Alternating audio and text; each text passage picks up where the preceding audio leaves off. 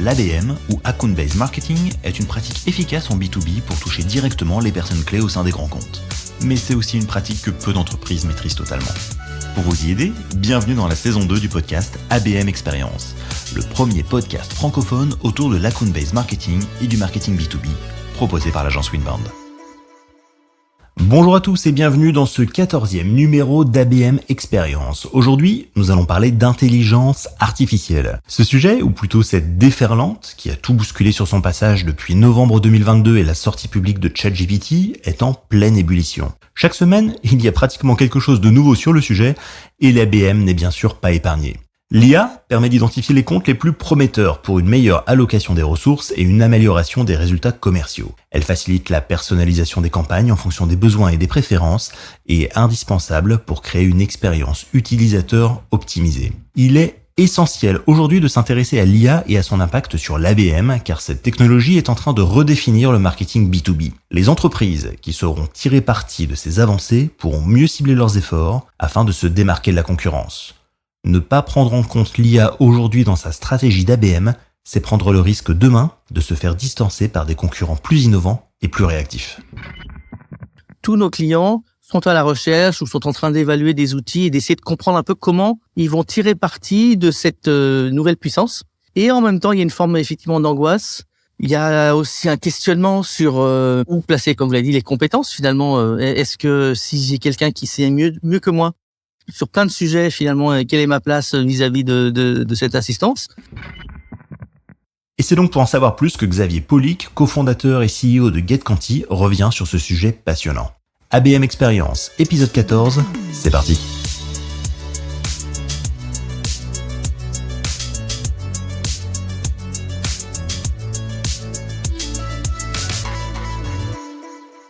Bonjour Xavier, est-ce que vous pouvez vous présenter rapidement, nous expliquer ce qu'est GetQuanti et en quoi l'IA dans le marketing B2B vous intéresse tout particulièrement? Eh bien, bonjour Julien. Donc, effectivement, je suis Xavier Pollick, CEO et cofondateur de GetQuanti. GetQuanti, c'est une plateforme marketing qui aide à déterminer les meilleurs prospects de nos clients grâce à une technologie à base d'intelligence artificielle, justement. Sur les sites web de nos clients, on arrive à identifier les entreprises, on analyse leur parcours et on en déduit finalement quel est leur niveau d'intérêt pour les offres de nos clients. Pour nous, l'IA dans le marketing B2B, on va dire que c'est déjà une histoire ancienne, en tout cas on est plongé dedans depuis des années. Par contre, ce qui change et qui va être, je pense, le sujet principal, c'est la nouvelle forme d'IA qui est apparue ces derniers mois, dite générative, qui permet d'intervenir sur le contenu. Et là, c'est effectivement quelque chose de plus nouveau pour nous comme pour nos clients. Alors effectivement, quand on parle d'IA générative, on parle évidemment de ChatGPT, de cette révolution qui est en train de transformer le marketing. Selon vous, Xavier, quels sont les principaux avantages de l'utilisation de l'intelligence artificielle quand on parle de marketing B2B et en particulier quand on parle d'ABM? Cette nouvelle forme d'intelligence artificielle, elle est en train de nous aider à résoudre un problème que nous n'arrivions pas à résoudre jusqu'ici. GetQuanti permettait d'identifier finalement dans le marketing à qui parler et à quel moment. Et vous savez que dans le marketing, on essaie de trouver la personne à qui parler, à quel moment, mais surtout quoi lui dire. Et la nouvelle forme d'intelligence artificielle permet de travailler maintenant sur la rédaction de contenu, les messages eux-mêmes, se faire aider d'une intelligence artificielle. Et donc, ça va être essentiel en marketing et en B2B tout particulièrement, parce en ABM dans le B2B, donc ABM Account Based Marketing, on est dans des disciplines sur lesquelles on veut être encore plus personnalisé, encore plus impactant pour chacune des cibles que l'on vise. Et donc, la qualité du message, sa pertinence est d'autant plus essentielle. Jusqu'ici, en fait, on se reposait sur l'expérience, le savoir-faire des humains, la formation de nos marketeurs. Grâce à l'IA, on va maintenant pouvoir élever le niveau un petit peu de tous nos messages, les rendre plus pertinents. Et c'est là où l'IA, notamment dans l'ABM, va être particulièrement importante. Est-ce que c'est quelque chose qui existe ou qui est en projet? Alors en fait, c'est des choses qui, on va dire, d'un point de vue technologique, existent. On a déjà des premières applications de l'IA, notamment pour toutes les agences en fait qui rédigent des contenus. Elles peuvent déjà depuis plusieurs mois, même avant l'arrivée de ChatGPT, se faire aider sur la rédaction de contenu, donc la production de pages web ou de messages sur les réseaux sociaux. Mais sa diffusion massive, elle est encore à faire et elle est accélérée par effectivement le fait que le grand public a découvert ChatGPT comme étant une intelligence avec laquelle on pouvait réellement interagir produire du contenu qui a vraiment de la pertinence. Et toutes les équipes sont en train d'essayer de s'approprier cette technologie. Donc, on va dire, la technologie est là et les usages sont en train d'être inventés en pratique. Oui, parce que c'est effectivement assez récent, en tout cas cette démocratisation de l'IA, et ça va forcément avoir un impact sur la personnalisation des campagnes ABM. On sait que c'est le cœur de l'ABM, c'est de personnaliser ses messages. Est-ce que vous avez des exemples concrets peut-être à nous partager ? Oui, on travaille par exemple actuellement avec une société qui s'appelle Protis et qui est, alors pour donner très très pragmatique, s'intéresse ou organise les chantiers qui peuvent intervenir dans les villes, vous savez, dans la voirie.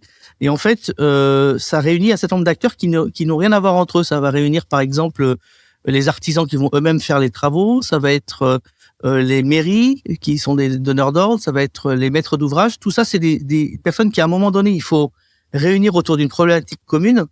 Et sur le site web typiquement de Protis, on ne sait pas finalement à qui s'adresser. Donc, on est toujours obligé de dire, si vous êtes, mettons, artisan, alors je vais vous parler d'une telle manière. Si vous êtes, vous voulez organiser des travaux dans votre commune, je vais vous parler d'une autre manière. Avec l'IA et avec cette capacité de personnalisation, on n'a plus besoin de demander finalement à la personne quand elle se présente qui elle est. On va directement lui présenter des contenus, des images, du texte qui va tenir compte finalement de qui elle est. Et donc, nos sites web sont en train de se transformer et on accompagne par exemple cette société pour que on puisse construire en temps réel les bons messages en fonction de qui est en train de visiter le site web.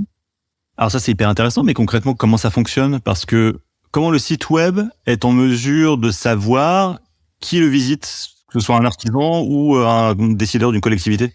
Typiquement, en associant notre technologie d'identification IP de GetQuanti qui permet de connaître le profil exact de l'entreprise, son secteur d'activité, et ces nouvelles capacités de génération dynamique de contenu qui vont finalement pouvoir construire un discours cohérent à partir de directives qu'on va donner à l'IA. Et donc, on va plus être obligé d'avoir prévu tous les cas de figure à l'avance. On va demander à l'IA de s'adapter et de construire un discours cohérent en temps réel. Ok, c'est-à-dire que jusqu'à présent, c'était effectivement plutôt scripté à l'avance. Il fallait imaginer tous les cas de figure. Demain, l'IA va faire le travail à notre place. Exactement. Ça va se matérialiser sur ce qu'on connaît aujourd'hui, qui sont les pages web. Mais déjà, on dynamise les pages web avec des choses comme des pop-up, des bandeaux. Et de plus en plus, les chatbots eux-mêmes, on va être habitué à interagir non pas avec une page web, mais avec un assistant avec lequel on dialogue. Aujourd'hui avec du texte, demain avec de la voix, de la vidéo. Donc, c'est toutes ces formes d'interaction qui vont être transformées parce que l'IA va permettre de prendre en charge une conversation de manière complètement différente de précédemment et non scriptée, comme vous l'avez dit.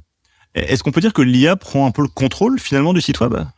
Alors, elle pourrait le prendre. Après, ça va être tout l'art des marketeurs de bien définir le champ et les bonnes directives, justement. Mais on lui donne un degré de liberté, en tout cas. Ça c'est certain, dans la conversation. Quand on parle d'IA, il y a à la fois les détracteurs et les enthousiastes. Et puis, il y a entre les deux les personnes qui regardent ça de manière un peu prudente. Aujourd'hui, quelles sont les limites ou les inconvénients de l'utilisation de l'IA en matière d'account-based marketing ? Est-ce qu'il y en a ? Alors, il y en a, et elles vont être, à mon sens, essentiellement liées à la manière dont on va utiliser ces capacités. Puisque c'est un peu comme tout, il faut voir l'IA comme un super assistant qui a un peu réponse à tout. Et en fait, en fonction de la question qu'on lui pose, il va y répondre de manière plus ou moins précise ou de manière plus ou moins pertinente. Par exemple, une des limites qu'ont les systèmes actuels, qui est déjà bien connue, c'est le fait que par exemple, ChatGPT a été entraîné jusqu'à une certaine date, et donc des informations d'actualité récentes, c'est plus compliqué à les obtenir avec certitude, et on a un problème de fiabilité des informations, des chiffres, ce genre de choses qu'il va vous donner, et donc il faut absolument les vérifier, il faut pas le prendre pour argent comptant, c'est pas une base documentaire sur laquelle on va juste chercher de l'information.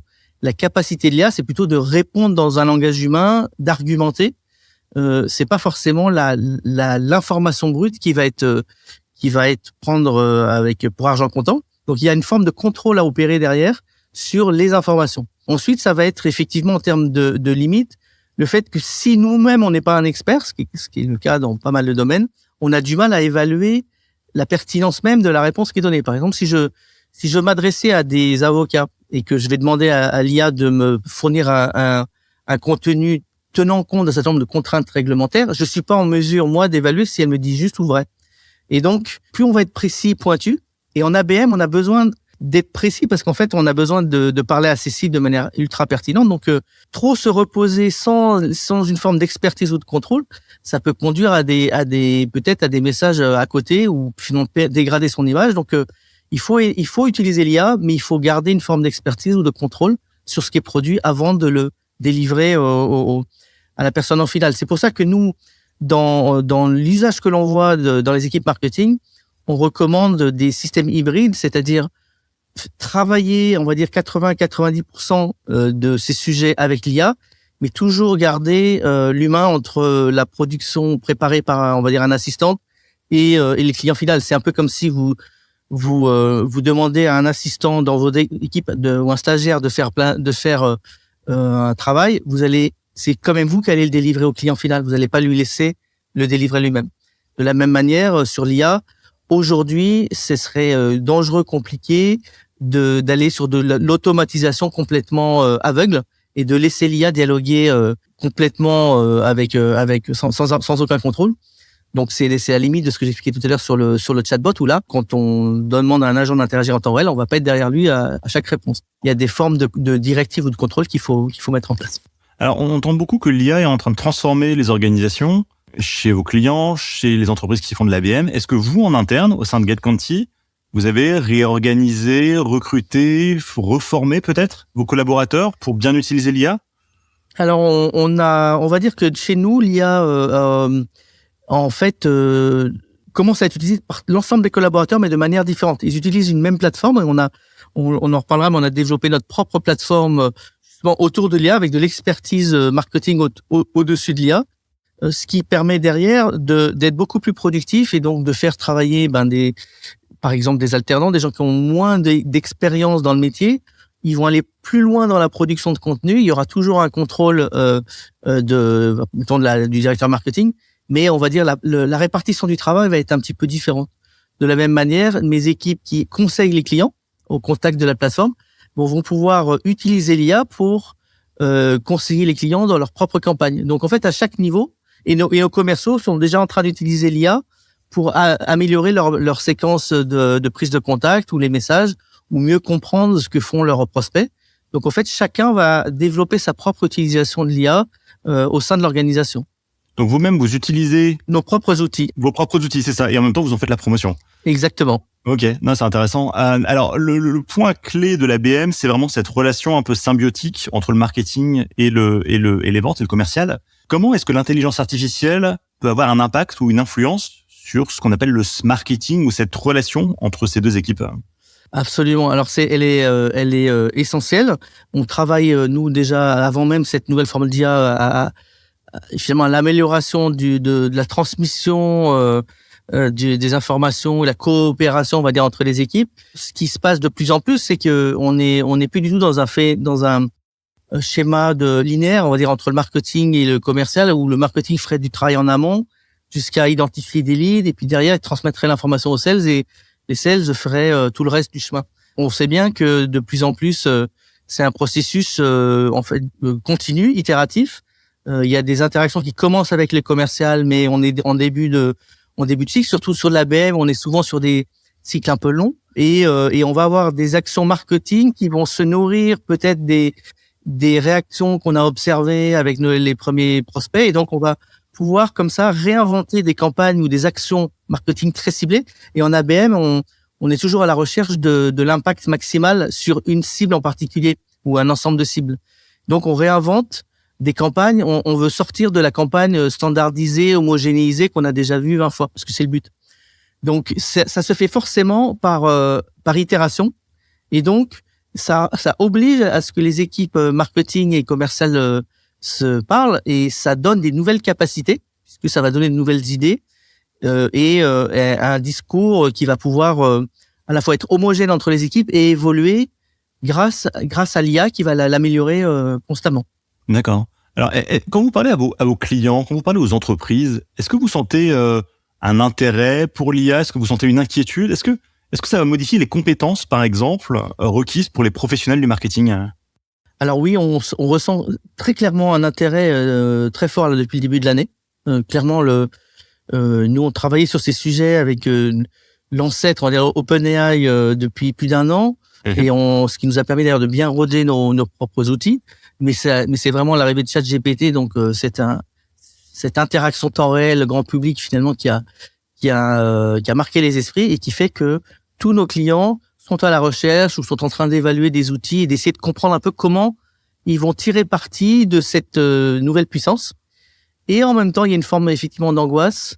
Il y a aussi un questionnement sur on va dire sur où placer, comme vous l'avez dit, les compétences finalement. Est-ce que si j'ai quelqu'un qui sait mieux que moi sur plein de sujets finalement, quelle est ma place vis-à-vis de cette assistante? Donc, où suis-je encore utile dans la chaîne? Donc, on peut rassurer les auditeurs que effectivement, en tout cas en ce moment, il faut absolument être entre son client et l'IA. Donc, il y a évidemment une place importante des équipes marketing malgré, on va dire, l'apparition de ces technologies. Et surtout, il faut commencer à s'en approprier, à les domestiquer et à travailler avec l'IA. Et ça demande en fait une nouvelle forme de réflexion sur son propre métier. Finalement, on va s'appuyer sur l'IA pour faire des choses sur lesquelles on n'était pas forcément très bon ou c'était douloureux pour nous. Ou par exemple, vous savez, quand vous devez écrire des campagnes marketing, nous on le voit très bien, vous devez écrire des emailing par exemple ou des contenus. On est limité par notre propre histoire en termes d'idées et de rédaction. Parfois c'est laborieux, mais on va mettre 1 heure pour écrire un texte. Là où finalement on va pouvoir confier à l'IA de nous faire plusieurs propositions auxquelles on n'aurait pas pensé. Et donc, quand on collabore bien avec l'IA, finalement, ça démultiplie les possibilités. Quand on demande à l'IA, par exemple, nous, on a un module qui permet d'inventer les objets d'email à partir du contenu du même de l'email. Ben, finalement, on découvre des possibilités auxquelles on n'aurait pas pensé. On se dit, ah ouais, c'est pas mal, tiens, j'ai envie de tester ça. Donc, en fait, il y a une forme de collaboration vraiment avec cette intelligence qui, au début, effraie un peu, et puis au bout d'un moment, on prend l'habitude finalement de dire, bah tiens, et si je posais la question, est-ce que j'aurais pas 1 ou 2 idées supplémentaires? Si j'ai produit un texte et que je le soumets à mon IA, est-ce qu'elle peut pas me l'améliorer? Et si le résultat est meilleur, bah finalement j'ai gagné du temps et de la qualité.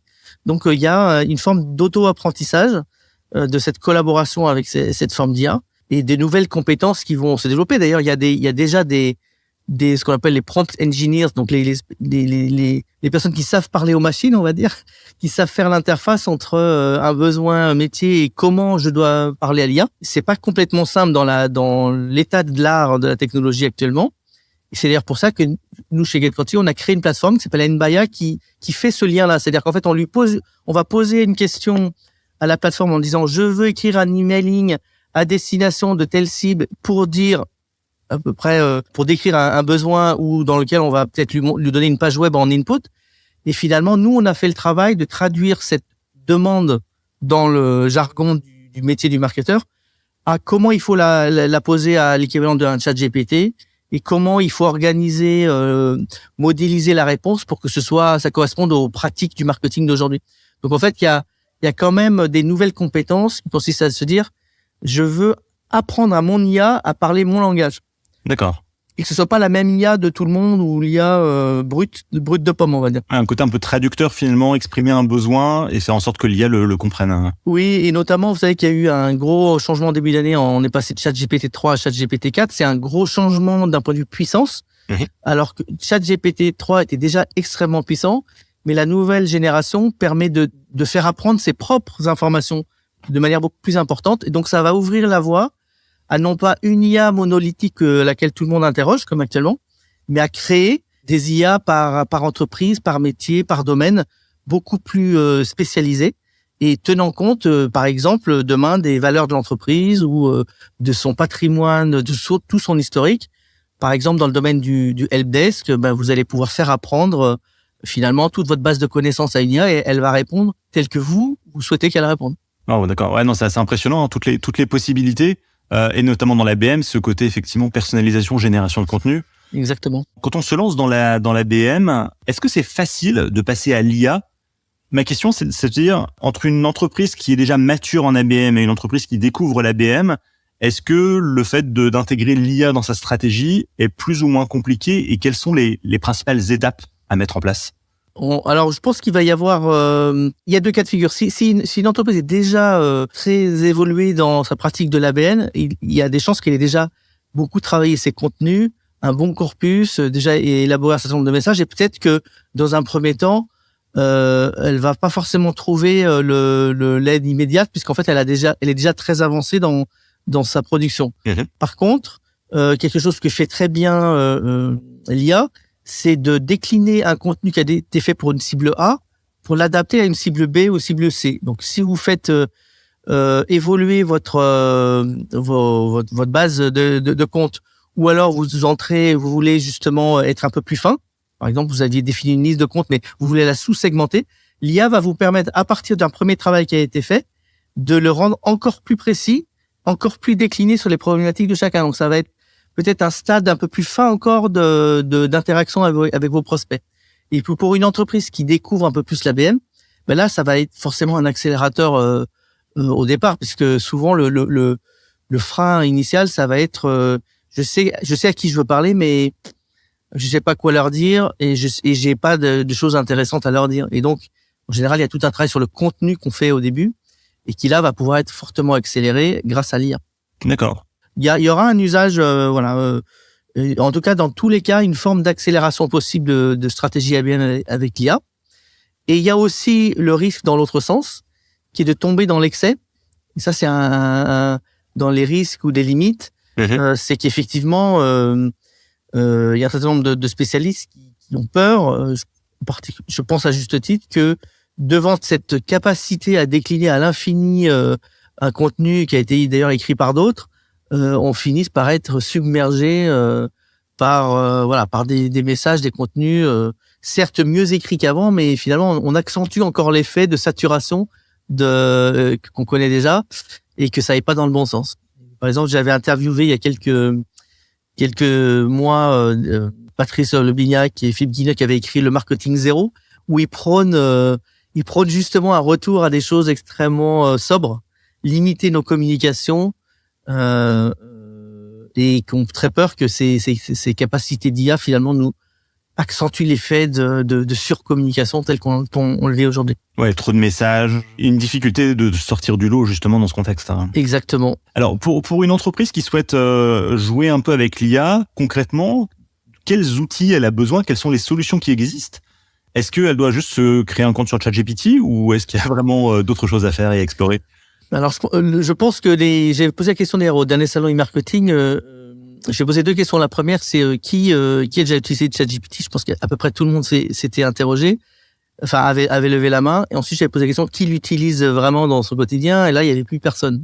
C'est-à-dire qu'en fait, il y a une forme de distance entre on a découvert cette IA, mais on sait pas trop comment l'intercorporer dans notre quotidien. Alors, il y a des gens qui ont pris de l'avance, et les agences justement. Et donc, ça peut être aussi une bonne idée de travailler avec des agences qui elles-mêmes ont on va dire fait un petit peu ce dégrossissage en amont et savent bien utiliser l'IA, mais tout en gardant on va dire le métier du marketing. Et elles vont d'abord utiliser souvent des outils d'aide à la rédaction de contenu. On appelle ça du copywriting. Il y a beaucoup d'outils qui se sont développés déjà l'année dernière avant ChatGPT sur le sujet, qui sont maintenant arrivés à maturité, mais qui sont en fait des assistants d'écriture et créatifs, on va dire. Jasper, on peut citer Copy.ai. Exactement, c'est ce type d'outils donc que des agences souvent utilisent et qu'on peut utiliser soi-même d'ailleurs, même quand on est client. Ensuite, on a des outils de type l'image aussi a quand même pas mal progressé. La création d'images à partir d'un texte, en fait, vous pouvez comme ça faire créer n'importe quel type d'image, type d'illustration. Ça peut aider à agrémenter vos contenus. On peut même générer des vidéos maintenant, faire parler des avatars. Enfin, il y a une multitude d'outils qui utilisent l'IA, et c'est un peu le défaut aussi, c'est qu'on peut s'y perdre un peu. Oui, c'est ça, parce qu'il y a pas un seul outil, une seule plateforme pour dire je fais de l'ABM avec l'IA et qui est connecté à Midjourney, ChatGPT, GetQuanti, etc. Voilà. Et donc, alors nous, du coup, c'est typiquement l'approche qu'on a eue il y a plusieurs mois. On a créé en fait une plateforme qui rassemble une dizaine d'IA, en fait, qui les fait collaborer pour pouvoir réaliser un objectif marketing donné. Par exemple, par exemple, un webinar. lorsque vous organisez un webinar, on a un module qui s'appelle Webinar, dans lequel on va décrire les speakers. Donc, on va éventuellement aller chercher leur bio sur LinkedIn. On va décrire la thématique, éventuellement trouver 2 ou 3 contenus qui parlent du sujet. Il va vous aider à produire le déroulé. Il va vous aider à écrire un email d'invitation, la description du webinar, les posts pour promouvoir le webinar. Et en fait, tout ça va être cohérent parce que c'est au sein d'un même outil. Et vous n'allez pas avoir à vous connecter à 10 outils et leur répéter la même chose à chacun. Donc, pour nous, on pense que c'est ça l'approche la plus efficace. C'est finalement d'aller chercher des plateformes qui ont déjà fait ce travail d'instanciation de l'IA dans un métier en particulier. Et il y en aura plein. On parle du marketing, mais l'IA va être déclinée dans plein d'outils verticaux. Et on pense que c'est en tout cas la manière la plus facile d'y accéder, ce qui n'empêche pas de s'intéresser individuellement à tel ou tel outil, parce que ça pullule et c'est enthousiasmant aussi d'être au contact de tous ces outils. Ouais, non, absolument. Alors, si on se projette un peu dans le futur, je sais que ça évolue très vite, l'IA, mais dans 1 an, dans 2 ans, dans 5 ans, comment est-ce que vous voyez l'évolution de l'intelligence artificielle en matière d'ABM? Est-ce que ça va aller encore plus vite ou ça va se stabiliser? Ça va surtout, je pense, prendre des formes différentes. Parce que l'IA, telle qu'on est en train de la connaître, générative, capable d'interagir en langage humain, dans n'importe quelle langue et en mode conversationnel, ça ouvre la voie, et ça a déjà commencé, notamment à de la communication vidéo, des avatars. On va voir apparaître beaucoup des avatars. C'est-à-dire en fait une forme d'interactivité avec des mois virtuels et sur lesquels on va de plus en plus s'habituer à interagir. Nous, on travaille par exemple, on a fait pour une société de recouvrement, on lui a généré des vidéos au lieu que ce soit, vous savez, l'appel vous nous devez 200 €, vous nous répondez pas. Ben on fait générer une vidéo avec un avatar qui reprend les informations de la somme à recouvrer et va l'envoyer sur un format ultra personnalisé. Donc là, on est dans de l'ABM ultra précis. Et on pense que ça va aider finalement à communiquer autrement. Donc, l'ABM va aussi prendre des formes d'interaction, de communication, avec notamment le format vidéo, le chat interactif, qui va ouvrir de nouvelles possibilités d'interaction. Et l'autre élément, l'autre tendance forte que décrivent les spécialistes, c'est ce qu'on appelle les jumeaux numériques. Donc, en fait, à partir de l'IA, on va être capable de modéliser en fait sa cible, donc son prospect idéal, et en fait interagir avec lui de manière virtuelle avant la vraie interaction. Donc s'entraîner sur le discours, sur la prise de contact, faire des simulations en fait sur des clients virtuels ou des prospects virtuels. Et donc ça, c'est a priori promis un bel avenir, des plateformes qui vont finalement mettre au point en conditions quasi réelles avant d'aller réellement au contact des campagnes, mesurer l'impact. Finalement, on a défini une campagne, on la teste sur un jumeau virtuel pour voir si elle fonctionnerait et du coup on la corrige avant de l'exécuter. Les jumeaux numériques, ça existe dans l'industrie depuis des années déjà. Quand les entreprises modélisent justement des structures industrielles, des avions, des machines-outils, etc. Et là maintenant, on peut modéliser des comportements d'humains, de société et tester, voir ce que ça donne. Hyper intéressant. Donc ça veut dire que chaque jumeau numérique va avoir des caractéristiques propres qui dépendent du personnage, j'imagine. Exactement. Et sur lequel on pourra nourrir avec de l'information réelle collectée et qui vont finalement donner un comportement le plus spécifique possible et nous aider finalement à mieux interagir ou à rendre nos campagnes plus performantes. Ça peut remettre en cause peut-être certaines missions autour des études de marché, des recherches.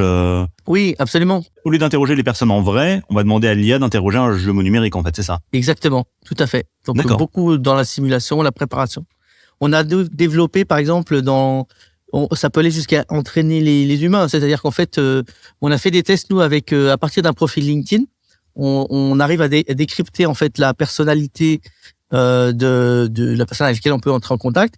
Et on a créé un chat qui permet de quasiment faire l'entretien avant qu'il ait lieu et de regarder la réaction. Et c'est déjà possible avec ChatGPT. D'accord, ok, waouh, hyper intéressant. Donc on sent que l'IA est effectivement très prometteur en matière d'ABM. En tout cas, merci beaucoup Xavier Pollic pour votre participation. Je rappelle que vous êtes le cofondateur et le CEO de GetQuanti. Merci beaucoup pour cet échange. Merci Julien, merci à tous. Avant de nous quitter, voici les 3 choses à retenir. Numéro 1. L'IA permet une analyse des données plus précise et plus approfondie afin d'aider les entreprises à cibler les comptes les plus prometteurs et à mieux comprendre les besoins des clients. Numéro 2. L'IA peut aider les entreprises à anticiper les besoins et les comportements des prospects et clients afin de leur permettre d'adapter leurs offres et leur stratégie marketing en conséquence. On ouvre ici les portes du marketing prédictif pour avoir un temps d'avance sur les besoins des clients. Numéro 3. L'adoption de l'intelligence artificielle dans le marketing B2B et dans l'ABM entraîne un besoin croissant de compétences internes qui peuvent parfois manquer dans les entreprises. Il sera donc plus important que jamais d'être bien entouré pour aller chercher les compétences auprès d'experts qui seront capables de jouer un rôle clé sur la transformation digitale des entreprises. Et c'est la fin de notre 14e numéro consacré à l'intelligence artificielle et à l'ABM. Je vous donne rendez-vous après l'été à la rentrée pour le 15e épisode où nous parlerons des signaux d'affaires et de leur importance. À très vite. Vous souhaitez en apprendre plus sur l'ABM ? Alors adhérez à la communauté du club ABM Experience sur abmexperience.fr pour échanger avec vos pairs et participer à des événements exclusifs. Merci de votre fidélité.